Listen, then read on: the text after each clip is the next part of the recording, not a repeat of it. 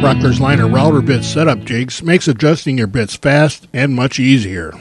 And they offer these jigs for several of the toughest profiles and router bits to set up.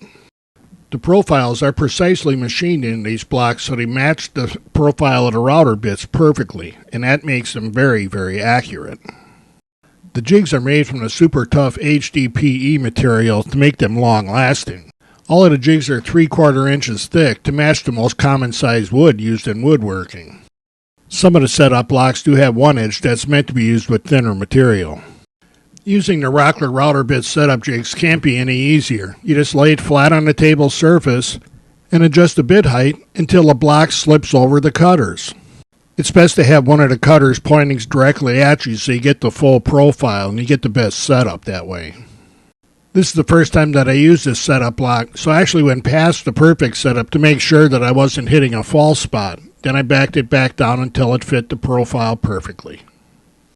All of the Rockler router bit setup jigs that I tried for this review fit their profiles perfectly. When the bit has a bearing that controls the depth, we set that flush to the faces on the router fence.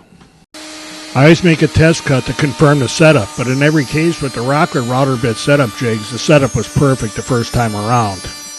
Most of the time these setup jigs are used right on the router table itself to set the bit height.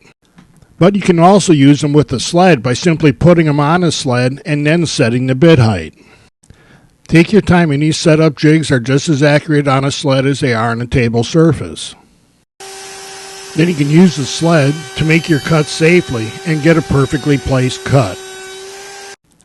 And here you can see that the rail and style profile fits together perfectly. It's flush, and with the little clamping pressure that line disappears.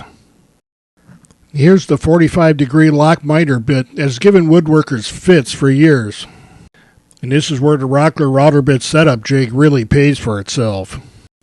Once I had set the height, I used the same setup jig to set the fence so that it just touched the back of the setup block when it was over the full profile of the bit.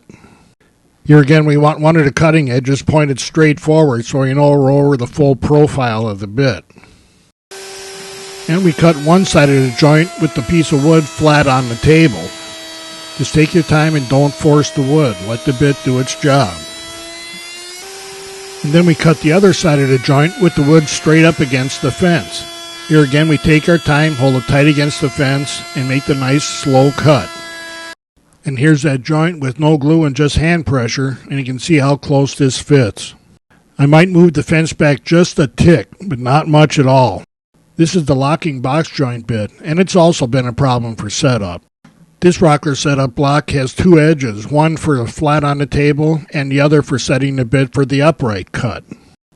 And we use the setup block for setting the fence position. This cut is for the front of the drawer, and that's always cut flat on the table. For overlapping drawers, you can move the fence back and take a second cut to make a reveal on the ends. Here's what the normal locking box joint looks like.